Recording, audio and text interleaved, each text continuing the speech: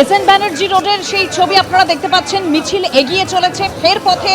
DA আন্দোলনকারীরা বকেয়া DA মিটিয়ে দিতে হবে, বকেয়া ডিএর 100% মেটানোর নির্দেশ দিয়েছে সুপ্রিম কোর্ট। আর সেই নির্দেশ অবিলম্বে কার্যকর করতে হবে, এই দাবিকে সামনে রেখেই তারা এবার পথে নামলো, অর্থাৎ ফের পথে নামলো সংগ্রামী যৌথ মঞ্চ।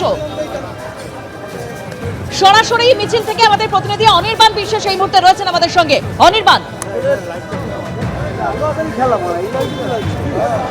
দেখো একদম ইতিমধ্যে কিন্তু ধর্মতলায় পৌঁছে গিয়েছে সংগ্রামী যৌথ মঞ্চের এই মিছিল। যদিও মিছিলের শেষ কিন্তু দেখা যাচ্ছে যে এখনও কিন্তু নিউ মার্কেট থানা ক্রস করে মিছিলের শেষ, এবং ধর্মতলায় ইতিমধ্যে পৌঁছেছে মিছিল। এবং এই মিছিল থেকে মূল দাবি যে সরকারের উপরে চাপ সৃষ্টি করতে চাইছেন তারা, কারণ সুপ্রিম কোর্টের যে অর্ডার রয়েছে সেই অর্ডারে অবিলম্বে 25% দিয়ে দেওয়ার কথা বলা রয়েছে, সেই অবিলম্বে 25% দিয়ে দিতে হবে। তারপর তুমি দেখতে পাচ্ছ মাঝে মধ্যে কিন্তু চোর চোর স্লোগান উঠছে এখানে, এবং বিভিন্ন ধরনের স্লোগান কিন্তু উঠছে। আমরা কথা বলবো অনিরুদ্ধ দা রয়েছেন এখানে, বর্ষিয়ান যৌথ সংগ্রামী যৌথ মঞ্চের সদস্য। অনিরুদ্ধ দা, আজকে আপনারা রাস্তায় নামতে বাধ্য হয়েছেন, সুপ্রিম কোর্টের তো অর্ডার হয়ে গেছে যে অবিলম্বে 25% দিয়ে দিতে হবে, তারপরেও কেন রাস্তায় নামতেন? সেটার কারণ হচ্ছে যে মুখ্যমন্ত্রী তিনি একটা প্রেস কনফারেন্স করেছিলেন, আপনারা জানেন। সেখানে উনি বললেন, যখন ডিএর প্রশ্ন উঠলো, উনি বললেন যে উনি অর্ডারটা নাকি দেখেননি, না দেখেই উনি একটা কমিটি করে দিয়েছেন। উনি সর্বজ্ঞ, কি আছে অর্ডারে জানেন উনি, সেই জন্য বলেছে যে তো সে মে মাসে আছে, এখন দেরি আছে। তো এই যে কথাটা, এই কথাটার মধ্যে দিয়েই স্পষ্ট যে উনি কোনো মহার্ঘ ভাতা, কোনো বকেয়া টাকা কিছু দেবেন না। সুপ্রিম কোর্ট যদিও বলেছে যে অবিলম্বে 25% দিতে হবে, কিন্তু উনি কোনো টাকা দেবেন না বলে এই চালাকি করছেন। এবং সেই জন্যে আজকে আমরা এই মিছিল করে ওনাকে সাবধান বাণী দিচ্ছি যে যদি উনি অবিলম্বে সুপ্রিম কোর্টের অর্ডার না মানেন, সুপ্রিম কোর্ট যেমন ওনাকে প্লিড করতে দিয়েছে, সেরকম সুপ্রিম কোর্টের রায় না মানলে ওনাকে জেলেও ঢুকিয়ে দিতে পারে। এবং যদি উনি এই মিছিল দেখেও সাবধান না হন, তাহলে আগামী দিনে আমরা এই সরকারকে অচল করে দেব। সামনে ভোট আছে এবং ইলেকশন কমিশনেও আছে।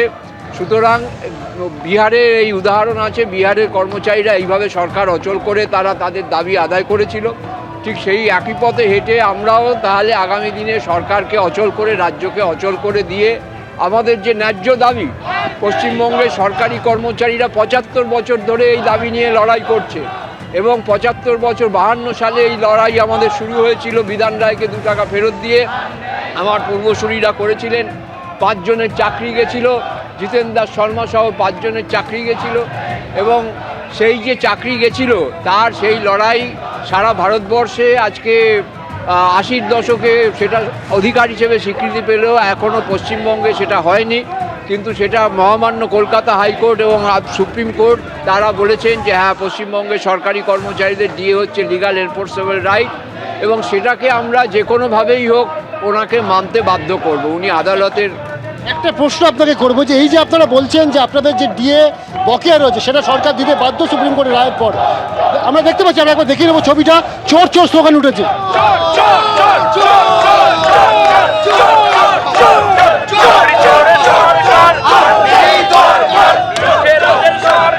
আমরা কথা বলবো আবার অনিরুদ্ধদার সঙ্গে। অনিরুদ্ধদা, একটা বিষয় সাধারণ মানুষের কাছে খুব কনফিউশনের বিষয়, সেটা হচ্ছে যে রাজ্য সরকার বাজেটে 4% ডিএ ঘোষণা করেছে।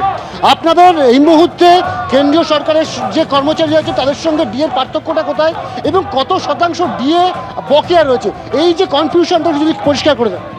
আমাদের সুপ্রিম কোর্টের রায়টা হচ্ছে 2009-এর যে রোপা তার বকেয়া নিয়ে, যেটা 12-14 বছর আগে সেই টাকাটা রাজ্য সরকার পেয়ে গেছে। সেই টাকার কোনো হিসেব নেই, সেই টাকা দেশে আছে কিনা আমাদের সন্দেহ আছে।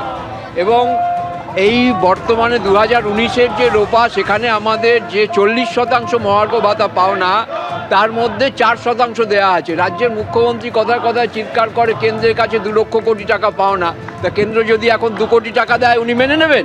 আমাদের 40 টাকা পাওনা, উনি 4 টাকা দিচ্ছেন, নাকি ছেলে খেলা করছেন?